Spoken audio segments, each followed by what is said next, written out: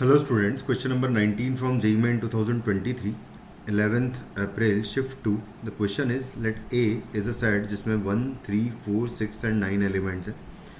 B में 2, 4, 5, 8 and 10 है. Let R be a relation defined on A cross B. कुछ इस तरीके से है जहाँ पर A1 सेलेक्ट करना है मुझे. A1 should be less than equal to B2 होगा और B1 is less than equal to A2 होगा. तो यहाँ पर हम दोनों का पेयरिंग, इन दोनों का पेयरिंग अलग से देख लेते हैं, इन दोनों का पेयरिंग अलग से देख लेते हैं. तो दोनों को मल्टीप्लाई कर देंगे, वो नंबर ऑफ एलिमेंट्स मुझे मिल जाएंगे इस सेट आर में. तो सबसे पहले तो मैं इन दोनों के लिए बात करूँ अगर, तो A1 अगर मान लो 1 हुआ, अगर A1 1 हुआ तो B2 को सिलेक्ट करने के लिए मेरे पास इधर 5 चॉइसेस होंगी. कुछ भी सिलेक्ट कर लो, कोई दिक्कत नहीं है.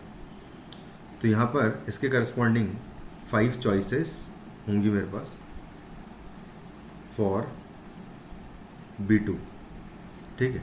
फिर अगर मान लो A1 इज इक्वल टू 2 हुआ, सॉरी 3 हुआ, क्योंकि 2 तो नहीं होगा, डायरेक्टली 3 होगा. और अगर 3 हुआ तो 3 के केस में बाकी 4 चॉइसेस हो सकती है, 2 में नहीं रह सकता, फिर तो 4 चॉइसेस हो जाएगी.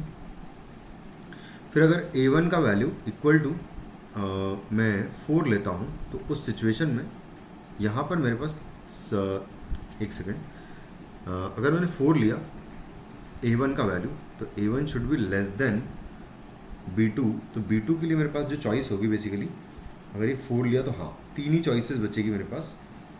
तो टोटल 3 चॉइसेस में ले लूँगा. लेकिन A1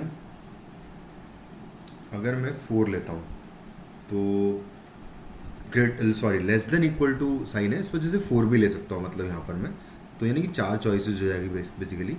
फिर से A1 का वैल्यू अगर 6 लेंगे तो इस सिचुएशन में ये तीनों नंबर्स नहीं ले पाएंगे, सिर्फ 2 नंबर्स ले पाएंगे, यानी कि यहाँ पर 2 चॉइसेस होगी.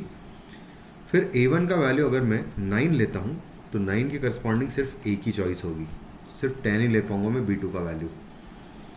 तो टोटल चॉइसेस यहाँ पर अगर देखा जाए तो 5 और 4 9, 9 और 4 13, 13 और 3 16 वेज हो जाएंगे A1 और B2 को सिलेक्ट करने के.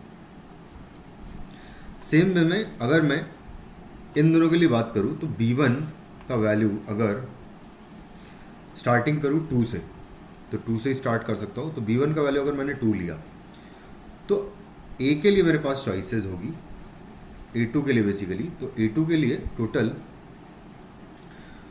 अगर मैंने यहाँ से 2 लिया है तो मुझे A2 बड़ा ही लेना पड़ेगा, नहीं कि 4 चॉइसेस लेनी पड़ेगी यहाँ से. तो यहाँ पर 4 चॉइसेस होगी. B1 इज इक्वल टू अगर मैंने 4 लिया तो उसके करस्पॉन्डिंग A2 की मेरे पास टोटल, यहाँ से अगर 4 लिया है तो मैं B1 जो है छोटा रखना चाहता हूँ, तो हाँ A2 जो है बड़ा ही लेना पड़ेगा, यानी 3 नहीं ले सकता, 4 ले सकता हूँ, इक्वल टू भी चलेगा, यानी कि 3 चॉइसेस हो जाएगी बेसिकली यहाँ से, ये 3 नंबर्स. तो ये यहाँ से इतना आ गया, यहाँ से ये 3 चॉइसेस आ गई. अगर B1 का वैल्यू इक्वल टू मैंने 5 ले लिया, जो कि है मेरे पास नेक्स्ट नंबर, तो अगर 5 लूँगा तो यहाँ पर 6 और 9 ही मेरे पास चॉइसेस बचेगी, यानी कि A2 के लिए मेरे पास टोटल 2 चॉइसेस बचेगी. B1 इज इक्वल टू अगर मैंने 8 ले लिया तो 8 के करस्पॉन्डिंग सिर्फ एक चॉइस बचेगी, यानी कि 9 ले सकता हूँ सिर्फ मैं, उसके अलावा और कोई नहीं ले सकता.